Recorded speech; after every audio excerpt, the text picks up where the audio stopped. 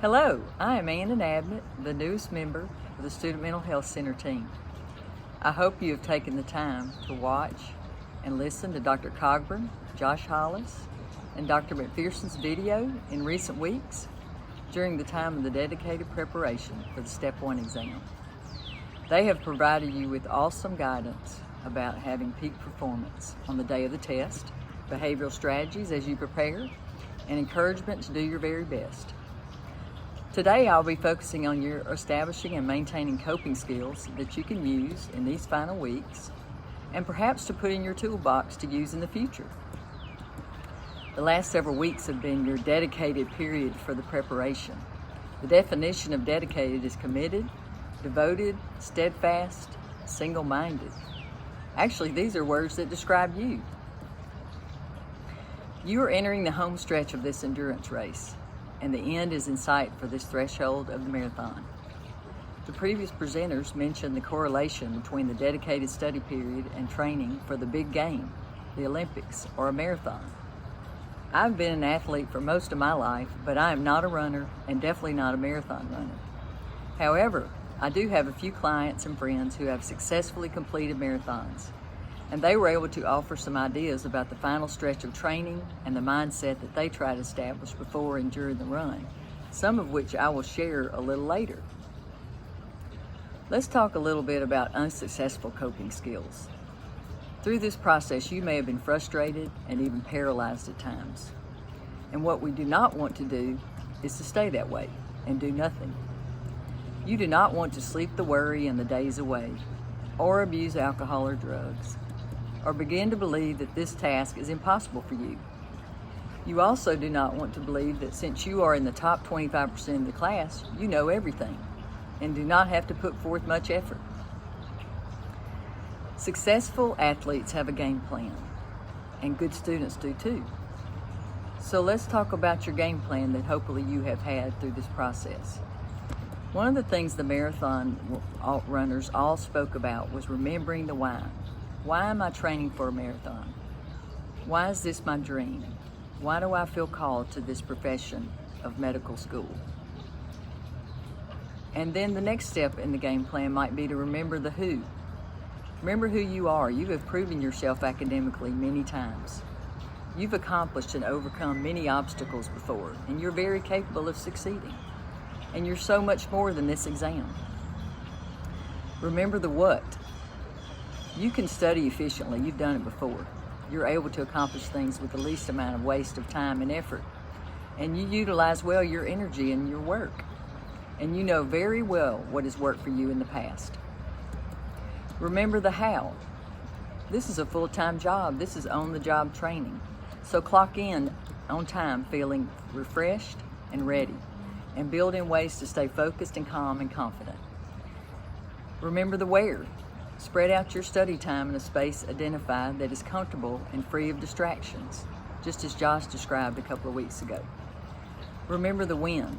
We're going to stay on track with the plan, and hopefully you have through this process, and that will allow you to peak when the time is right, as Dr. Cogburn talked about in his talk. Finally, some coping skills that will help us to fill up and rest with our mind, body, and spirit. You are absorbing information and growing your mind through this process, and the brain needs fuel to function at its peak. One of the things we can do is find solitude. Solitude is being alone in private, not with our telephone or our cell phone, which is always a distraction and puts noise in our life. But we want to find time to rest from the work and to rest in the work we have done. This may involve meditation of some kind, reading, prayer, even yoga that helps us with our breathing process. We want to manage our caffeine and sugary drink consumption. We want to eat well. We want to eat regularly. We want to hydrate regularly. And in order to optimize our academic performance, we have to maintain our sleep, and there's lots of ways to do that. Specifically, we can have a bedtime that's regular. We can have less screen time before we go to bed. And it's super important for this in order to maintain our brain's capacity. We need to be aware of our breathing, Practice deep breathing throughout the day. A lot of people put an alarm on their phone to remind them hourly to breathe, and that practice can help you become more natural during the day. You're going to have a lot of feelings and a lot of thoughts through this process. You want to embrace those feelings and challenge those thoughts. Some nervousness is normal and will sharpen your focus. You may want to find ways to build humor and laughter into your day. If you have a friend that brings you joy, give them a call. Or maybe watch a YouTube of a funny with puppies or babies or something that just makes you laugh. You want to surround yourself with positive input. Be kind to yourself with your thoughts and avoid negativity and discouragement. I'm sure you can think of people in your life who bring you discouragement or negativity. Maybe it's a roommate, maybe it's a neighbor or another student. You want to avoid those people in this time. And you may want to have an accountability person, as Dr. Cogburn mentioned last week in our panel on Friday, which you can listen to again this Friday at noon, about having an accountability person who can help you stay on task.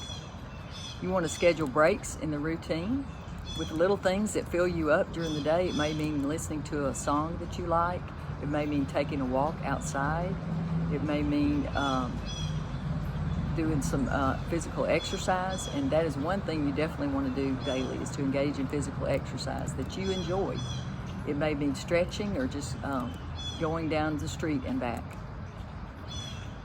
One of the main things the marathon runners all mentioned was trusting the process, and words to yourself that I have put in the work, I am putting in the work, and I will put in the work. Every question counts, just as every mile counts for the marathon. I have worked the study plan well. I have trained. I feel confident that I have done everything I can do. I am doing well and will not give up.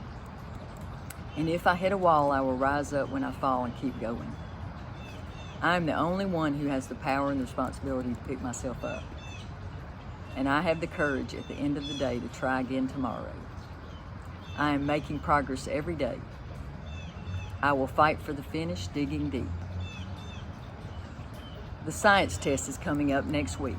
Remember, this is for practice only, which is what you have been doing for many weeks already. So let's not let the outcome of this test determine your mindset of the final exam. Trust the knowledge you have and your intuition moving into the final stretch. And finally, as Dr. McPherson mentioned, keep your eye on the prize. You have persevered with preparation through this pandemic. You have what it takes to succeed. Enthusiasm is common and endurance is rare, and you will endure. Your resistance will lead to hope and enjoyment, and your reaction to adversity determines the outcome. See this as an opportunity, not an obstacle.